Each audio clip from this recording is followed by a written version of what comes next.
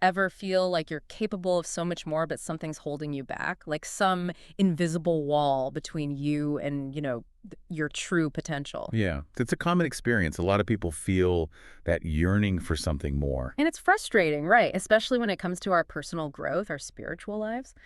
So that's what we're diving into today with Watchman Nee. Oh, interesting. He was a Christian teacher back in the mid 20th century.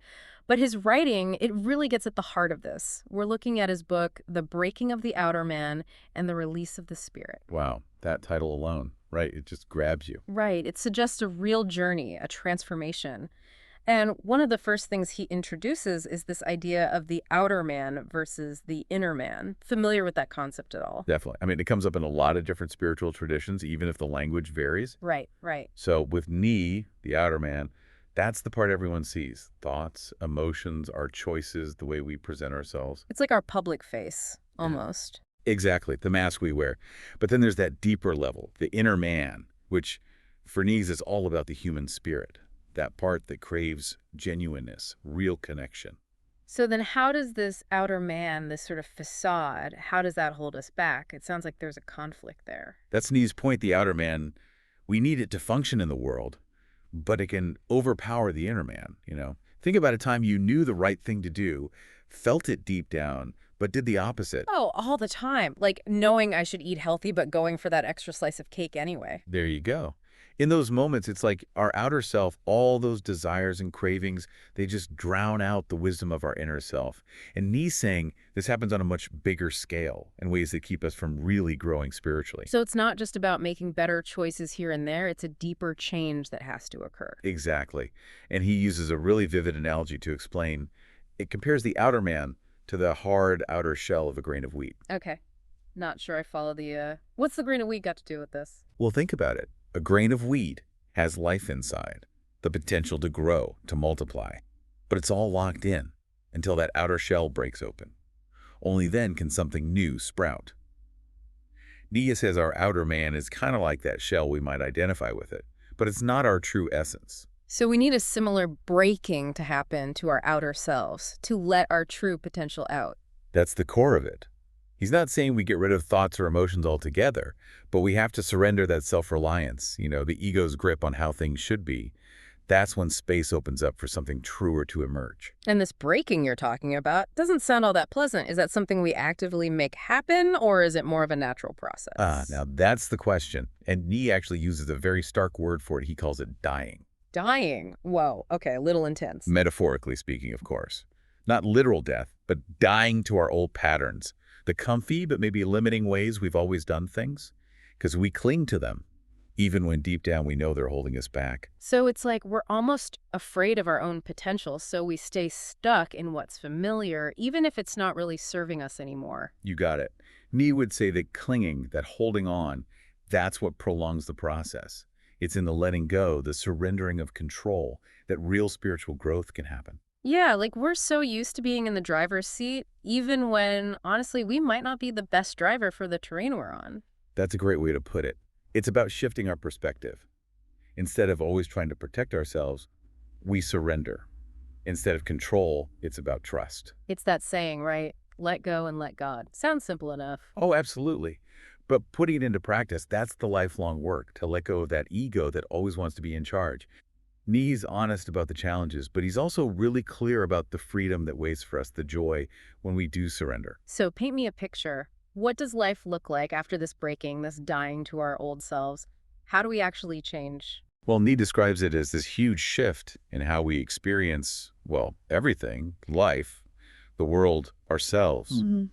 Before we break, he says we're stuck relying only on our own limited strength, our own understanding. Limited's the key word there, right? For sure. It's like we're that seed still underground, no way to reach the sun, the nutrients. But then this breaking, it's like a dam bursting open inside. The spirit's energy can finally flow. Wow, that's powerful. So we're not held back by our own smallness anymore, by those ego-driven wants. Exactly. Imagine feeling God's presence, but not just in those quiet times, not just during rituals or whatever, but like woven into every single part of your day.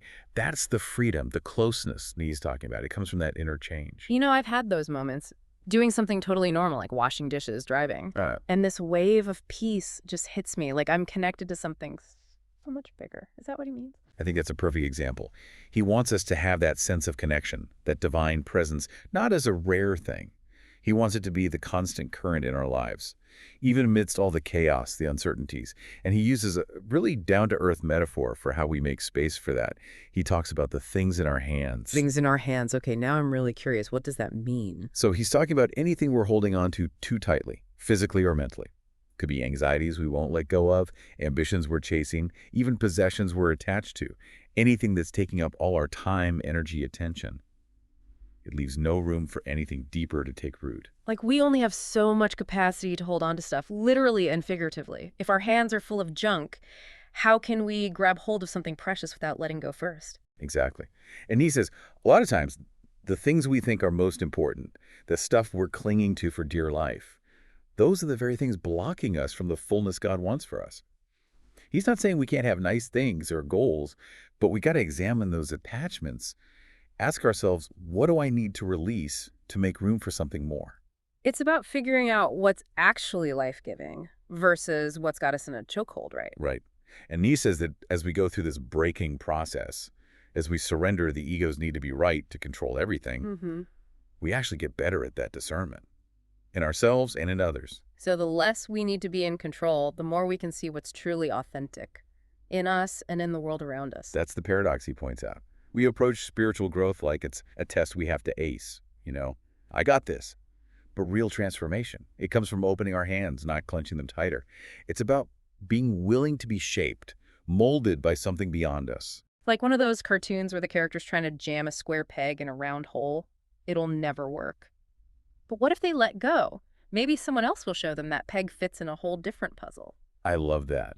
And I think Nee would say that someone else is God, gently nudging us towards the wholeness we were made for. It's like we start to see the world with new eyes, huh? Our own hang-ups, other people.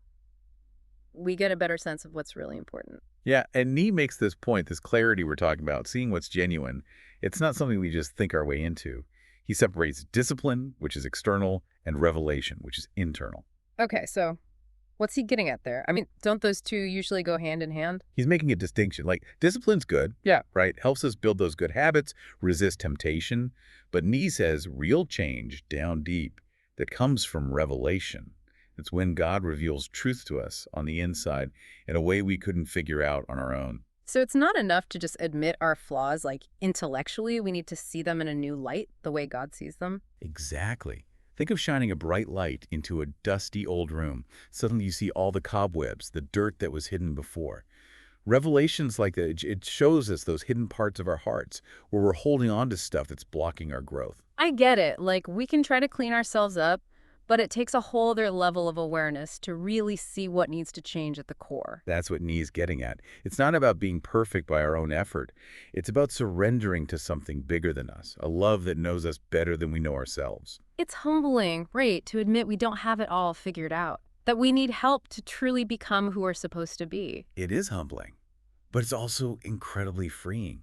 Because when we finally let go of that need to be in control, to have all the answers, that's when we open up to a whole new way of living, a life full of grace, surrender, and this unshakable feeling of being guided by something much greater than ourselves. It's like that saying, the cracks are where the light gets in, those times when we feel broken, when our plans crumble.